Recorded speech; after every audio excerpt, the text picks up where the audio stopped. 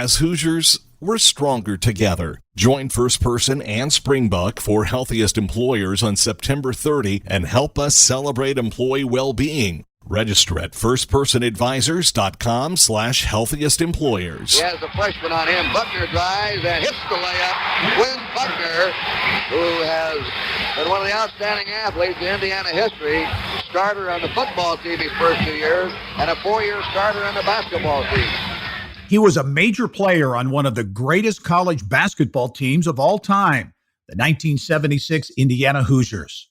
32 wins, no losses, undefeated, a feat that has not been accomplished since in NCAA Division I basketball. From there, Quinn Buckner went on to the NBA, where he would win an NBA championship with the Boston Celtics, alongside Hoosier Hoops legend Larry Bird. I thought I worked hard. I really did. And we started running up and down the hill over there. You remember running up and down that hill. If you've been to French Lick, there's a hill that's on the backside. It now goes up to Pete Dye. I thought I was going to die because you can't have success unless you prepare. I don't know anyone in my life that's ever prepared better. Quinn Buckner's basketball days are behind him. Now he has a courtside seat as an executive with the Indiana Pacers and a passionate television commentator. 18 points, 9 rebounds, 6 assists for James. Chicken! Double time! Miles Turner! Yeah! Oh, this is smothered chicken all day. Oh, I think not. Oh, look, gravy. Oh, that chicken. Quinn Buckner, captain of his IU championship team and the 1976 Olympics gold medal team, 10 years in the NBA, one of only 8 players ever to win an NCAA title, NBA championship, and an Olympic gold medal. Get to know this outstanding athlete and leader from Illinois who has made a name and a home for himself right here in Indiana. Quinn Buckner is my guest on this edition of the Business and Beyond podcast.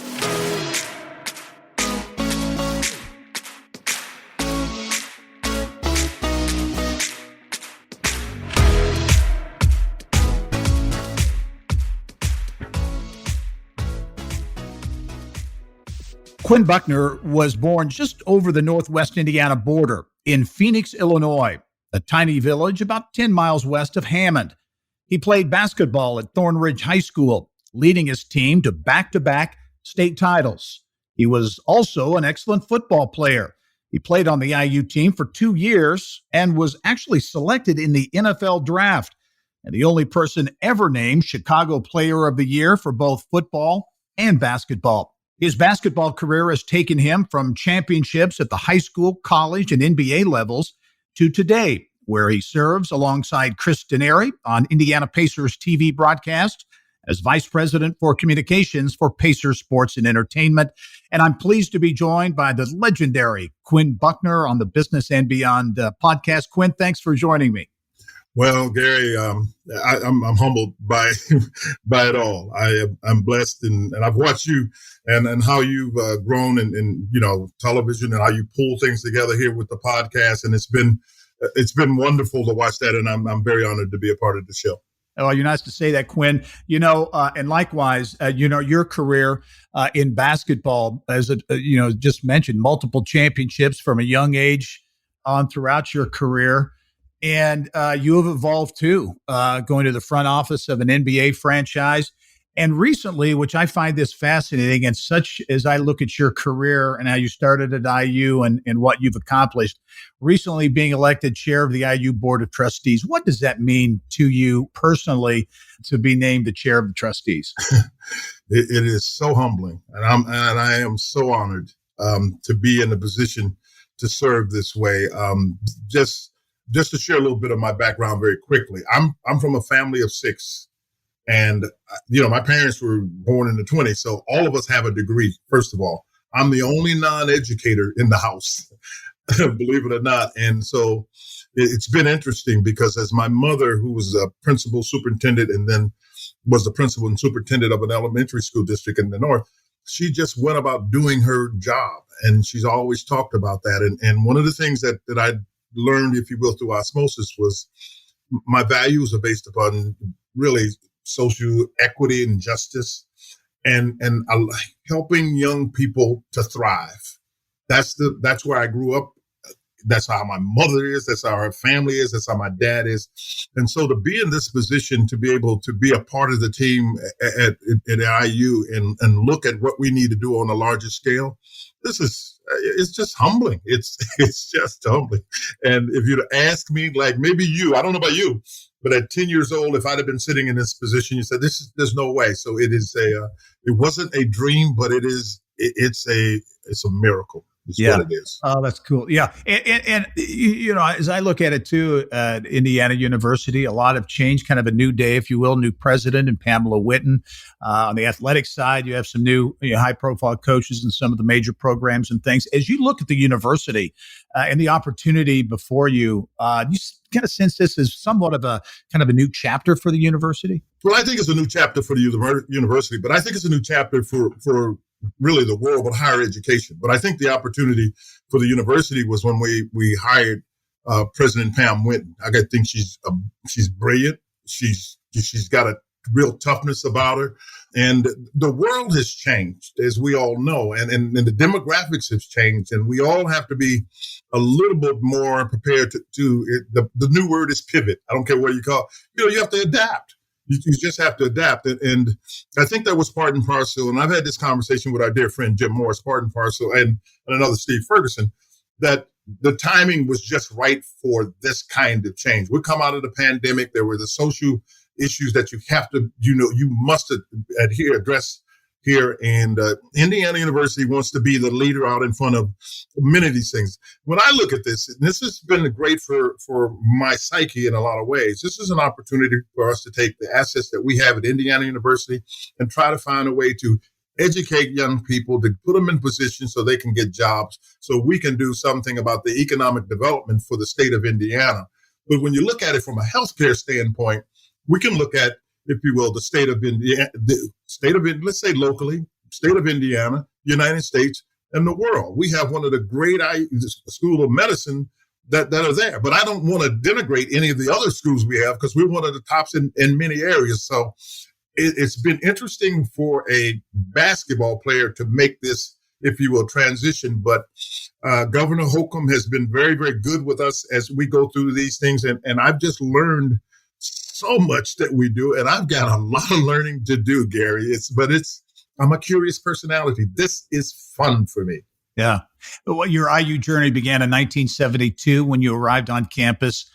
4 years, 4 Big Ten championships, the magical undefeated season in 76 that ended in a national championship. Has it really been 45 years since that undefeated season, Quinn? I wasn't counting, quite frankly, but yeah, it's been that. And again, I was talking with some friends and colleagues last night, and the blessing is that I was a part of that. But I really think the thing that is not the undefeated season, they were a little surprised that I didn't see that as the highlight of my athletic career. The Olympics actually were, because there's nothing like them playing the national anthem when you're on the podium. I'm sorry, there's just nothing, is it? There's nothing like that. But that team, and I'm so proud of this, went through the Big Ten 2 years in a row and didn't lose the game. Now, the NCAA undefeated probably will get broken. I don't know if you get 2 years in a row with an undefeated season. It's 36-0. And then Coach Knight and Scott May were having that conversation, and it's been a few months ago. And when you think about that one is probably as impressive as anything that team was able to do. Yeah. As you think back on it, many memories, but what do you remember more? Is it the games, the scores, or the guys, the relationships, the locker room, that stuff? Is that what kind of pours back to you when we think about it? It's the relationships. It's always the relationship. I mean, we understood how hard we work, but when you're with guys working hard on something and you're pushing each other, you remember that.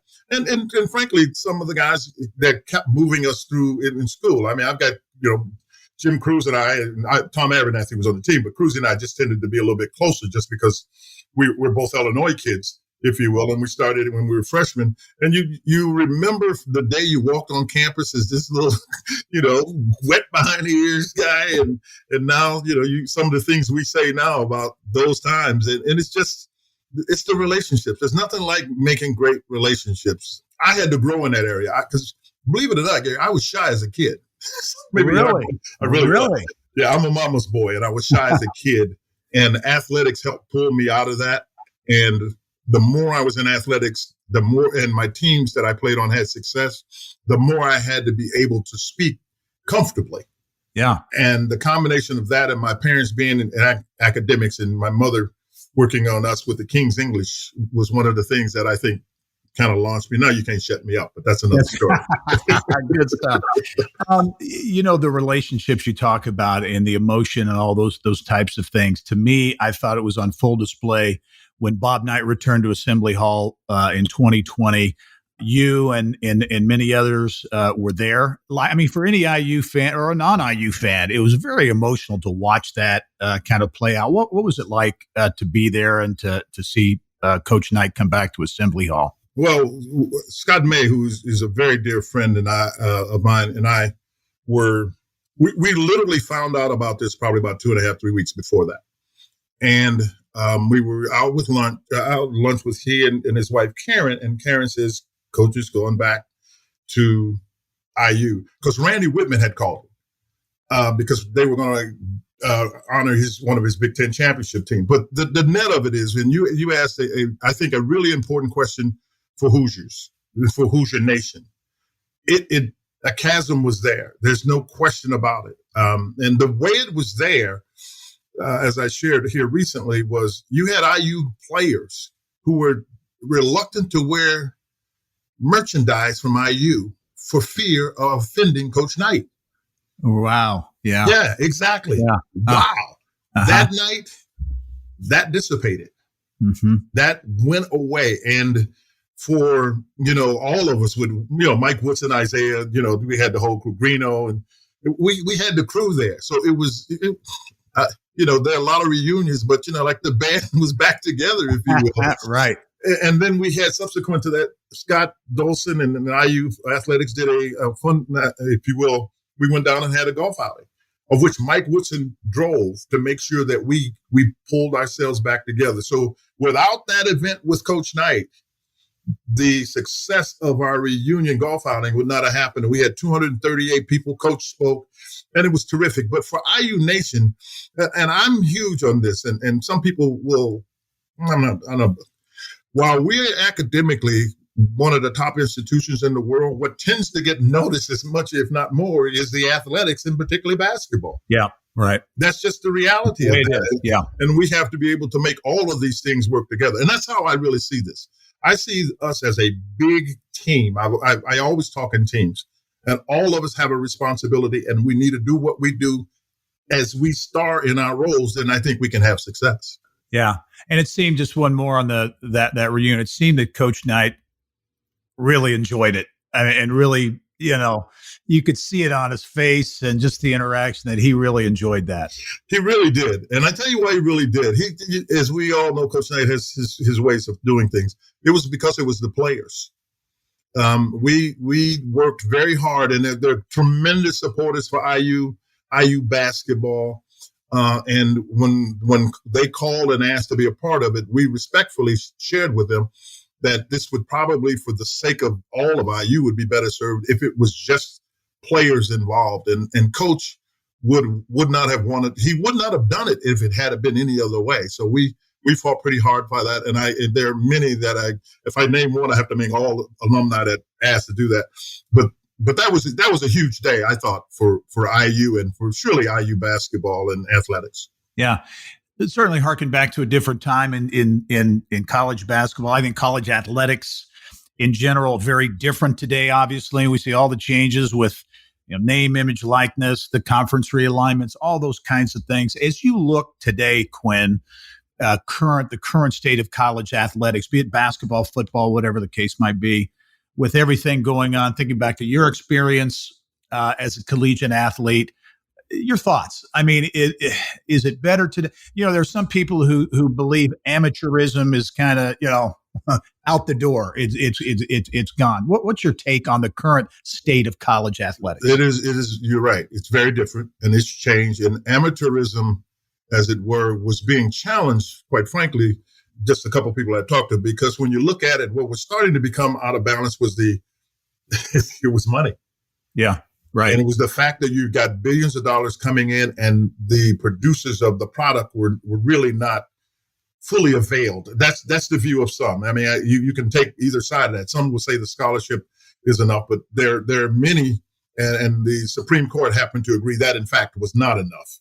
And so to your point, yeah, it's changes tremendously. NIL, as you call it, name, image, and likeness, where players now can get paid. They can't get paid to play, but if they go to, if they come on your show, that kind of thing, if you paid, they can now accept that. They couldn't do it anymore. So amateurism, as it relates to what you're talking about years ago, even when I was in the Olympics, has changed. But that's even changed, where you had pros playing in the Olympics. So that was really the beginning of the collapse of all of amateurism, the way you look at it.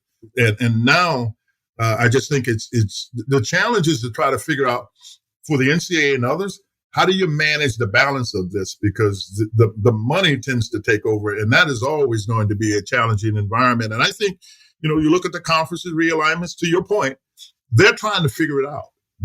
Nobody really knows. And I think you have to go through a period here, a very short period, where you say, okay, let's go through it. Let's see. And then what do we need to reboot or do differently? Yeah. We'll have much more with Indiana basketball legend Quinn Buckner, including how the top high school athlete in the nation ended up at IU playing for Coach Bob Knight, life in the NBA, and a lot more when the Business and Beyond podcast returns.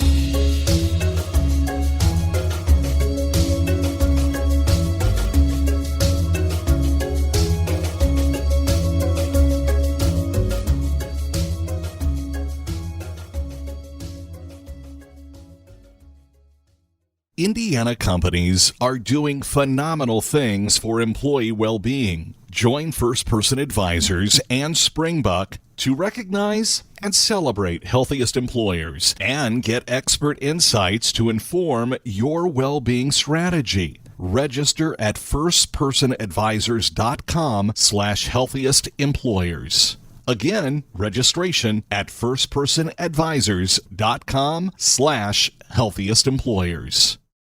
Welcome back to the Business and Beyond podcast presented by PNC. My guest this week is Pacer Sports and Entertainment Vice President Quinn Buckner. Quinn, a lot of people consider you a Hoosier. You've been here for so long and so active in the community and very visible, obviously. But you actually grew up just across the Indiana line, Phoenix, Illinois, 10 miles west of Hammond, I think, working class community. Talk about Phoenix, Illinois, what growing up was like for Quinn Buckner. I'm a product of it. Okay, so I'd like to just throw it out there. It's an all-black neighborhood. I had two white kids, and today I remember their names that were in my school.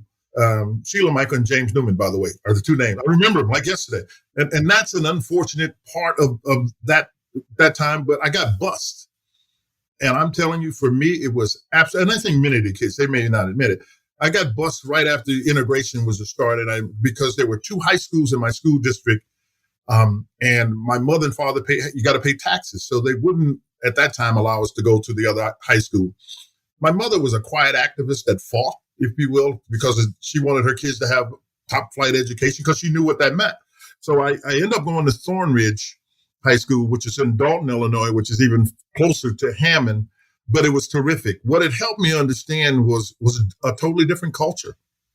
And but it also helped me understand the importance of sports and clarity of a mission in this regard. When we started having success, which was almost immediate because we had really good athletes, and we can talk about that later. I watched a group that was reluctant to interact from both sides of the track, just the way it is. All of a sudden, the team started winning, and you saw less and less. It wasn't ever animosity. It was just this unhealthy, in my opinion.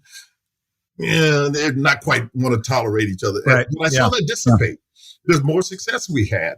And that taught me something about working together, if you will, a mission, the clarity. And I think it helped the school and the community over there a great deal. But for me, it really helped shape me and made me real comfortable again, I told you I was a mama's boy. I am. My mom's gone. I'm a mama's boy. And I freely admit that.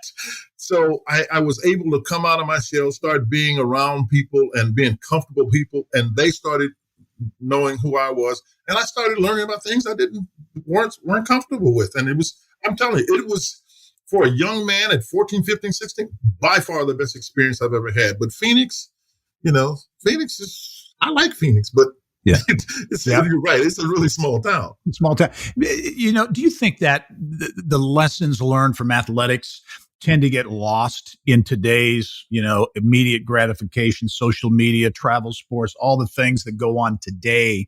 Wins and losses, that's important, competitive, but the lessons that young people learn through athletics is so much more than that. Do you think that gets lost today? It gets lost when the parents get lost with it. My dad, my dad played football at Indiana University, so he knew what big time sports was. So my dad knew I was an athlete before I could spell it. I'm just telling you. And I realized it, and I'll tell you a couple other things, but if you have things happen to you in sports, your parents are following you, they help translate some of the things that you athletically are doing and or experiencing into a life experience. You don't have that nearly as much now. There's much more of a rush for parental and or outside influences to try to push you to be a success in whatever endeavor you're doing from an athletic standpoint. And I would say everybody's not doing it for bad reasons, but they're doing it for the only reasons they know how to survive. So it's a different environment.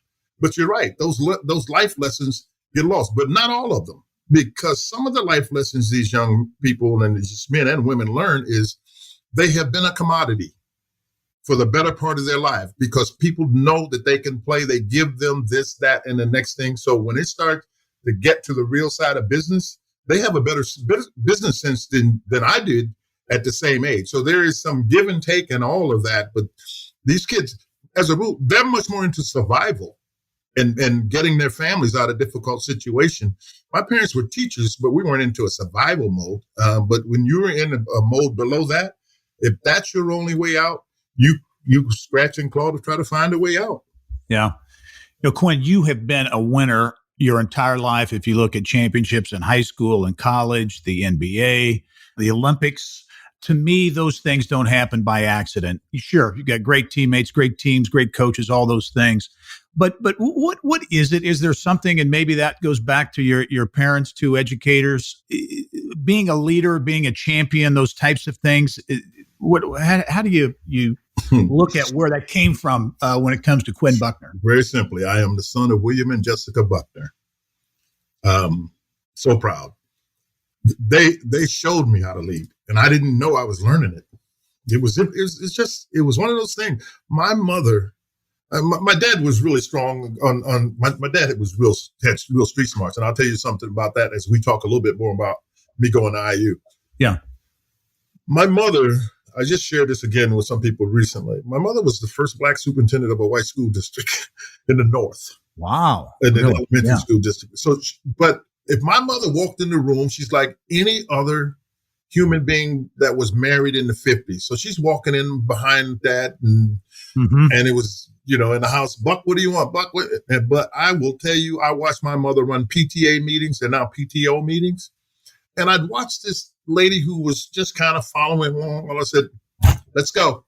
And I'm looking to say, who is this? And I would see her get into discussions, full-blown discussions with someone who had a perspective different than she did. And she'd lay out the facts in such a fashion that you would agree with her at some point and your head is rolling. So she had that ability. So, but never raised a voice, but was always firm and on point and factual. And so I learned a lot of things from watching them work. My dad is just straight ahead, come at you. And I know there's a time and place for that. I was more like my dad than Coach Knight. That's what people didn't get. And my dad and Coach Knight had a hard time because they were too much alike. So they didn't get along at all. But I have to tell you, my mother's side of the family I'm named after Paul Quinn College. And I'll stop there because there's a whole lot of things that comes on my mother's side. Paul Quinn College was a small college in Waco, Texas. It is moved to Dallas. My grandfather was the president of Paul Quinn College. That's where my name came from. My mother's father. So, and you know, her second cousin was the president of Tuskegee. Her brother was the president of Talladega, who was smaller. So these kind of things. So you ask me what I get it. I get it from, I'm William and Jessica's kid. That's all I am. I love it. Very good. So you were very accomplished. In fact, I think there was a real feeling you were the best high school athlete in the nation coming out of high school. So getting a lot of attention, and you know, basketball obviously, but football too. And I think I read, did you think you were a better football player than a basketball player?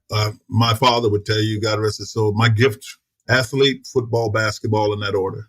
I was, when I was talking about my dad before, I was probably 6 or 7 years old, and I was doing no hand flips.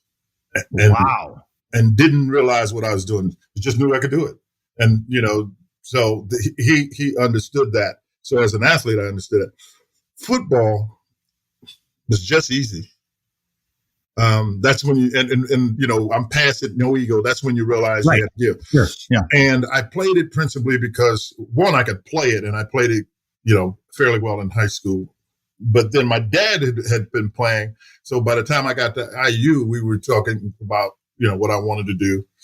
And so I wanted to play football and basketball. The football as much for him as anything, because he played with George Taliaferro, Howard Brown on the undefeated team.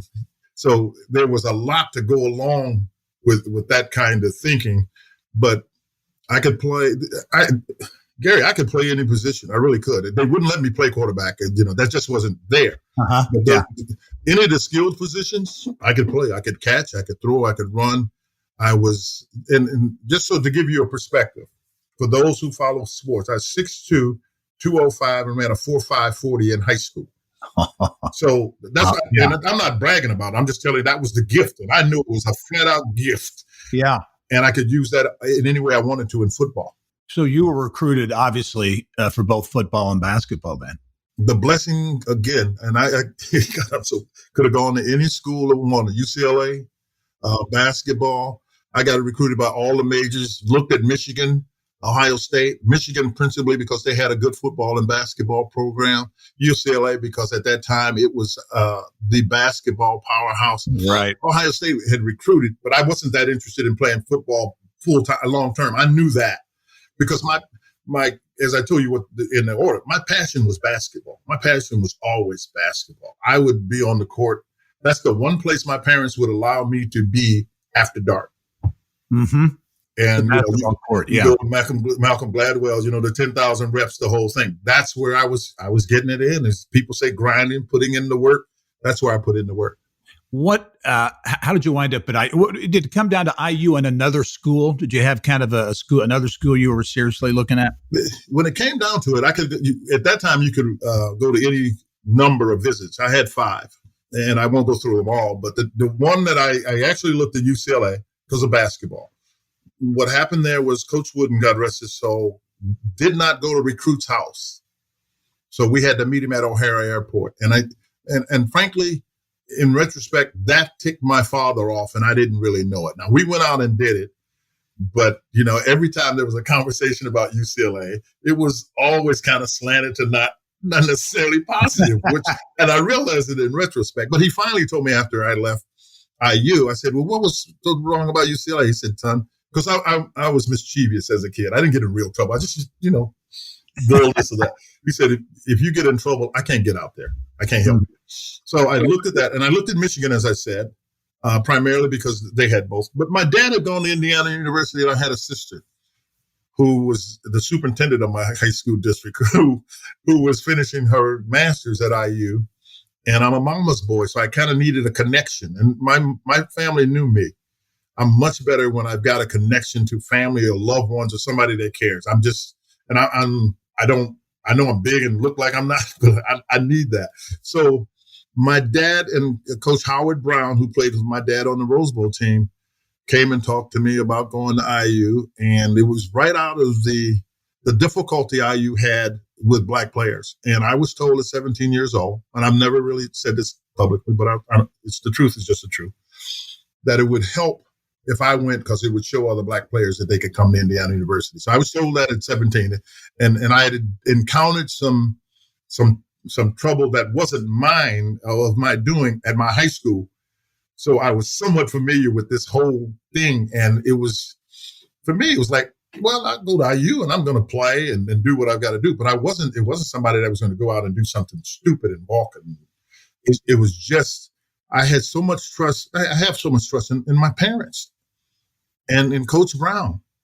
That's how I got to IU. Now, Coach Knight, when he came, he principally talked to my mother, because he and my dad didn't get along. And my dad was a really quiet man, 5'10", about 280, but he was a quiet guy, but forceful his presence in the room. My dad walked in the room, you knew he was in the room. Yeah. And my mother was over there, and my mother knew that I needed some guidance, because I could grasp things pretty quickly and I could get bored pretty quickly, and she needed somebody to drive that to a higher level. So I literally was sitting on the bed, Gary. This is how my family was run. And my mother and father, I'm sure they had a discussion. My dad walked in the last day for the letter in tennis. I signed this, boy, you're going to Indiana. I'm reading the newspaper. Can remember this to the day. Thank you, Daddy. I went back to read the newspaper. That's the house I grew up in. Yeah. I love it. So you get to IU, you play both football and basketball. 2 years football, you had great success, amazing things on the gridiron. What prompted you to just focus on exclusively basketball? I wasn't going to play my sophomore year, and Lee Corso got hired. And my father suggested, some of these things are so vivid, and they were so impactful on me at a name food grocery store. I can remember it, walking down the aisle, pushing it. My dad said, why don't you just give it a try?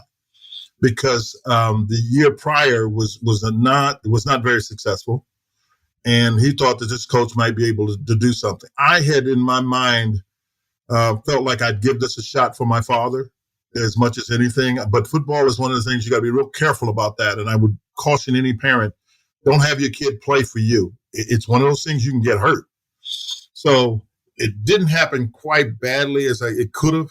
So we're playing Ohio State somewhere along the way. And I ran back kickoffs, punts, and played on both respective teams as well as defense. So I'm fielding a punt. And for those of you who don't play, you may get this at some point. Those of you who did play, punts hang. A kickoff kind of comes and gets to you, but a punt hangs. Right. So the punt hung, and I'm telling you, the Buckeyes just buried me. So after the game, I said, Daddy, Buckners don't quit, right? He said, no, we don't quit. I said, Daddy, I'm not going to quit. I'm going to finish it out, but I'm not playing next year. So I know that. And now, which leads to what a lot of people would like to questions that I was asked about Coach Knight in that scenario. Brilliant, terrific, just as he always is. He said, we played a basketball game, and I think we lost, so we were close to something. We were going to Michigan. He said, what are you going to do next year?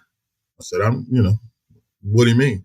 He said, you're really good at basketball and you're really good at football. He said, but as long as you play both, I don't know if you could be great at either one.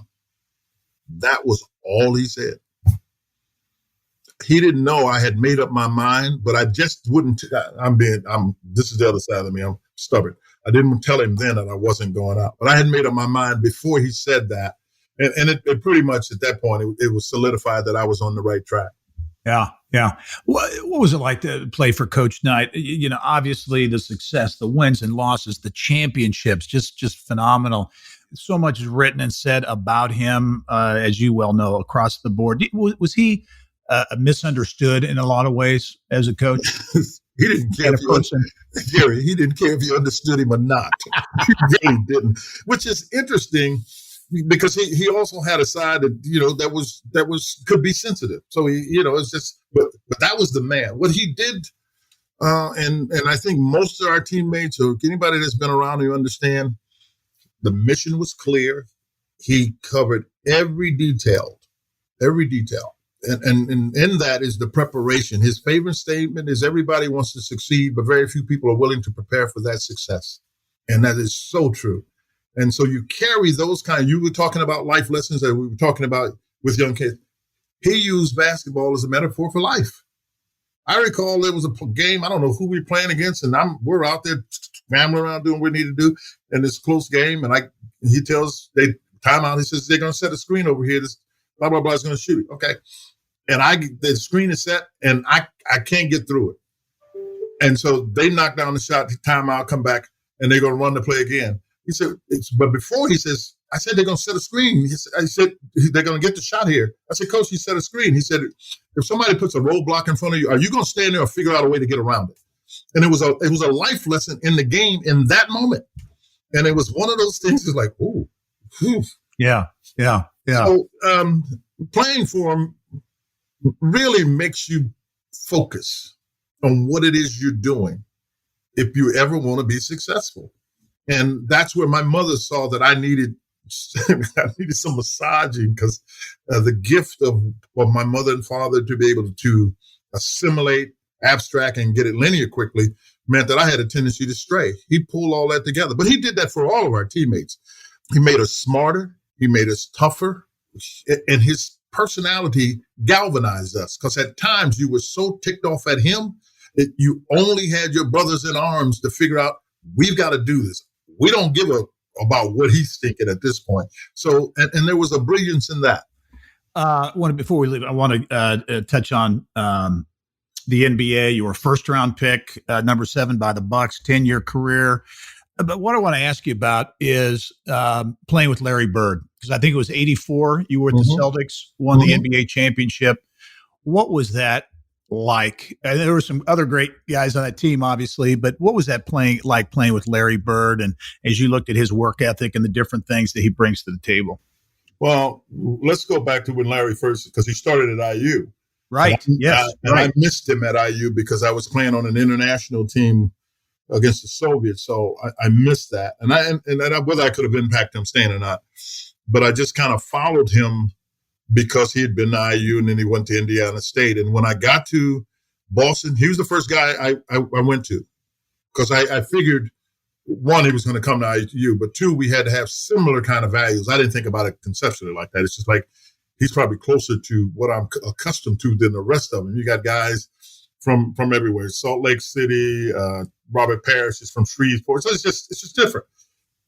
And then I got there, and what I found about him, there was a brilliance about his play.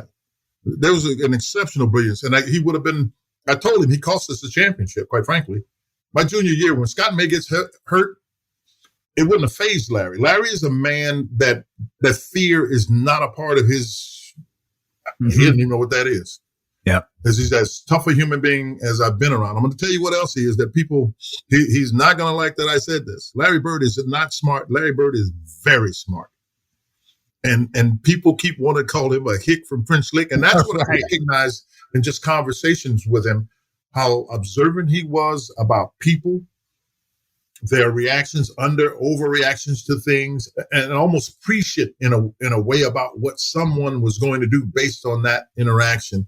And so we bonded with that. But playing with him, Gary, he makes play. He made plays that normal people try, and it's like breathing to him. But he was just that smart, and as a player, and so no run, no jump, all of that. He overcame it, because what I don't think, and this is my own pet peeve about fans and views of big time athletes, they're not given credit for how smart they are. And Larry Bird is as smart a guy that comes out of that realm as anybody I've ever been around. I'm sorry, he just really is, and he could have done. I mean, he's done other things exceptionally well. Basketball was just something he liked to do. Yeah. Okay, what's next for Quinn Buckner? You had so many things going on. Obviously, your role at the Pacers, all the things you're doing now, the role of the Trustees at IU. As you look out into the future, what things that maybe you haven't accomplished yet you want to take a stab at? I haven't given it that kind of thought. Yeah. Gary, because really I didn't know the trustee thing, the trustee, as it were. I don't want to say trustee thing. For me, I can't say it that way. And then the chairmanship has opened a whole world Yeah. of not possibilities, of just opportunities to try to be of service. That's all I am. I'm William and Jessica's kid trying to be of service. Now, wherever that leads along the way, my dad was one who believed in destiny. And that's the way I view this. But while I'm here, I'm going to do the absolute best I can to make sure our faculty, our staff, our kids get the absolute best they can. And in the process, we make the state of Indiana a place where people want to come, live, work, raise families. And that's a perspective that maybe even 5 years ago, I would not have said. That's the kind of thing that this has brought out. And I'm just grateful. It's a great way to end the conversation, Quinn. Your leadership, obviously in athletics, but now far beyond, is having great impact, obviously on Indiana University, on Indianapolis, and the state of Indiana. It's been a real pleasure, Quinn, to join you for our conversation. Great perspective, and look forward to seeing you soon. Thank you so much, Gary. Always a pleasure being with you. All right. And thank you for joining us on this edition of the Business and Beyond podcast, presented by PNC. It's a weekly conversation with achievers in business, sports, entertainment, and beyond. And you can catch all of our episodes and Indiana business news 24/7. All you have to do is go to InsideIndianaBusiness.com. I'm Gary Dick. Thanks for joining us. We'll see you next time.